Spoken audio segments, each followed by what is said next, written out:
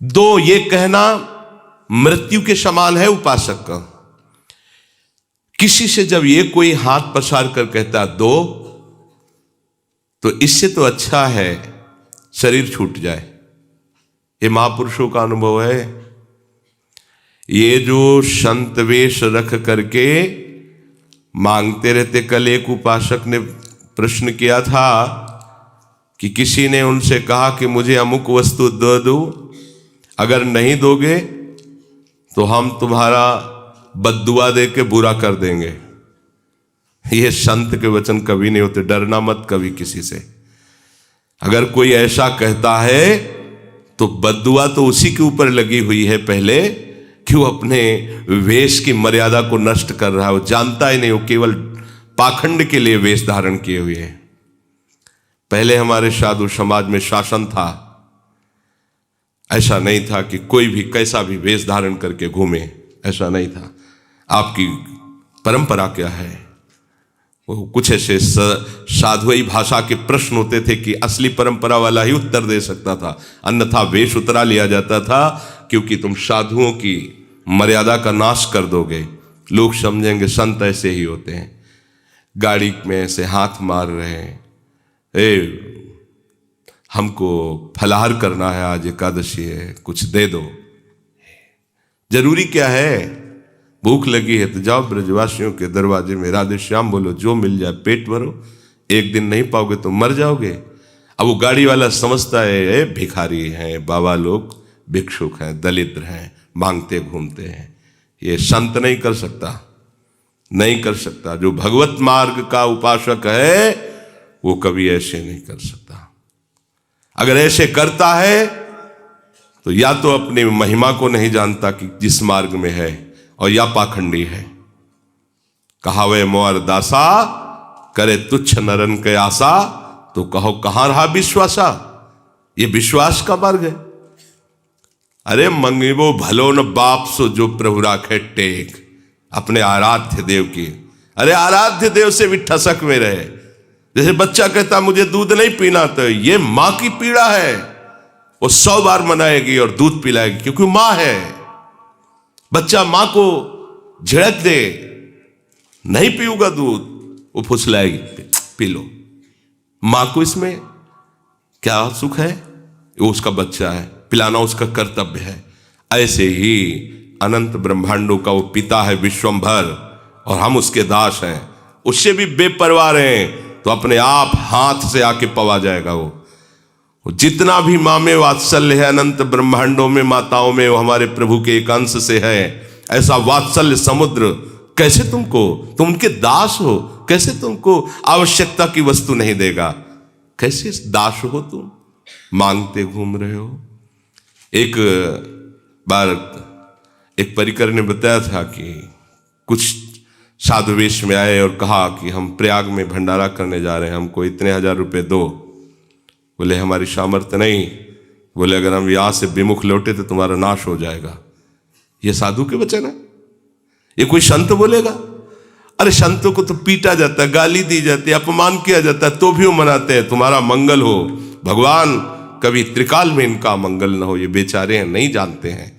और तुम्हें पैसा दे तो उसका मंगल मनाओगे, पैसा ना दे तो अमंगल मनाओगे। ऐसा साधु होता ही नहीं। ये तो केवल वेश का दुरुपयोग है, केवल वेश का पाखंड है। ये संत ऐसे नहीं होते। अगर कभी भी कहीं भी कोई भूखा प्यासा नजर आ रहा है तो आप अपना भोजन दे दीजिए, फिर आप देखिए आपको कैसा सुख मिलता है। सर्दी में कोई कांप रहा है, आप अपना वस्त्र दे दीजिए। कोई बीमार है तो आप अपनी सुविधा छोड़कर उसमें पैसा लगा दीजिए, उसको औषधि दिलाइए, ये कीजिए। लेकिन कोई ये कह रहा है कि मुझे इतने रुपए दीजिए नहीं तुम्हारा मंगल हो जाएगा, तो 5 पैसे भी मत दीजिए, बिल्कुल मत दीजिए। कुछ नहीं बिगाड़ सकता, वो केवल वाणी से बोल रहा है, उसमें सामर्थ्य नहीं है। सामर्थ्यवान ऐसे नहीं करते। भुगते देहि न जाचहि, ये वाणी जी कह रहे। केतिक आयु केतिक जीवन, काहे विनाशत काज हटकत। कितना जीवन रह गया है उसके लिए तुम मांग रहे हो, ये बिल्कुल ठीक नहीं। अगर सच्चे मार्ग के पथिक हो तो दो ये कहना शब्द नहीं बनता। भरण पोषण भगवान के द्वारा होता है, पूरा जीवन आप देख लो, जैसा आप स्वभाव बना लोगे, जैसा नियम रखोगे, वैसे ही निर्वाह होने लगता है। ये मांगना बिल्कुल ठीक नहीं है।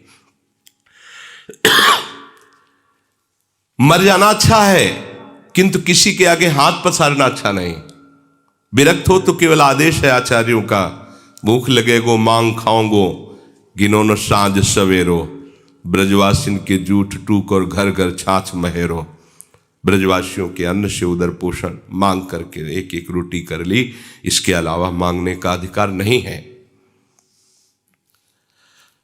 किसी भी चेष्टा द्वारा अपनी आवश्यकता की सूचना उपासक यदि किसी को देता है तो अन्य आश्रय हो जाता है और अपना पतन करा लेता है।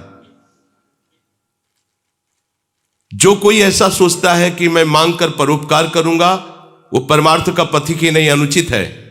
हमें यज्ञ के लिए पैसे दे दो, हमें भंडारे के लिए पैसे दे दो, ये बिल्कुल ठीक नहीं है। ये परमार्थ का मार्ग नहीं है, ये स्वार्थ का मार्ग, एक व्यापार हो गया।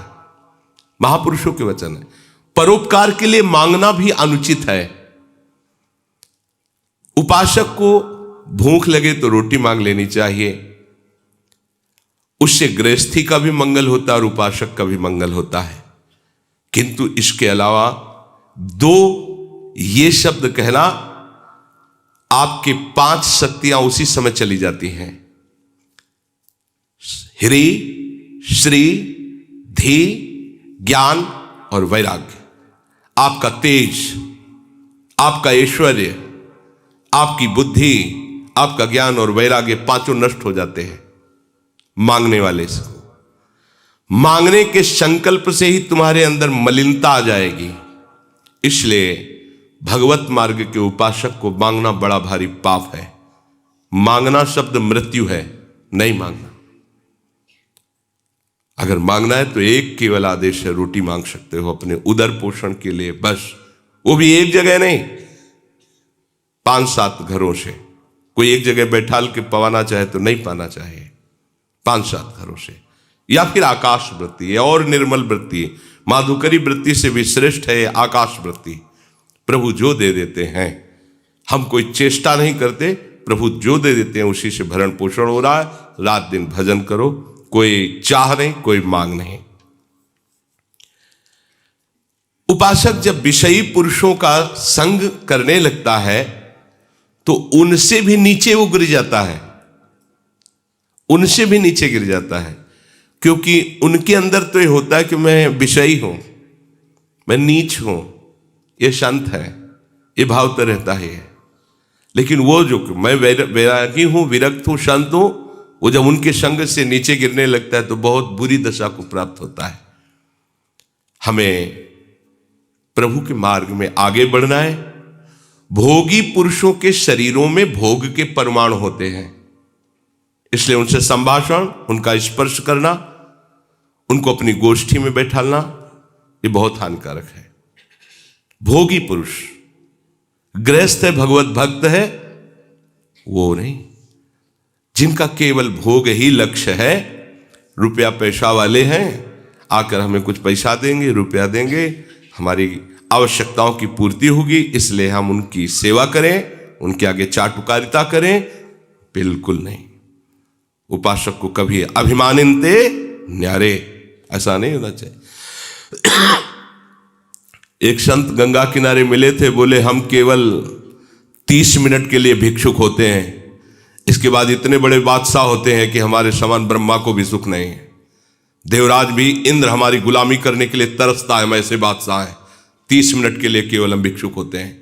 गए, रोटी मां, इसके बाद बादशाह है, कोई भी चाह नहीं, चिंता नहीं, मनुआ बेपरवाह, एकमात्र परमात्म चिंतन में। विषयी पुरुष का आशंक नहीं। कोई तुमसे संभाषण करना चाहता है और आपको दृष्टि में लग रहा है कि भजन विहीन है, नहीं, संभाषण नहीं करना। यदि हम भक्ति मार्ग में आगे बढ़ना चाहते हैं, जहां दुख का प्रवेश ही नहीं, ऐसे सुख की प्राप्ति के लिए, तो सुने न काहू की कही, कहे न अपनी बात, नारायण वा रूप में मगन रहे दिन रात।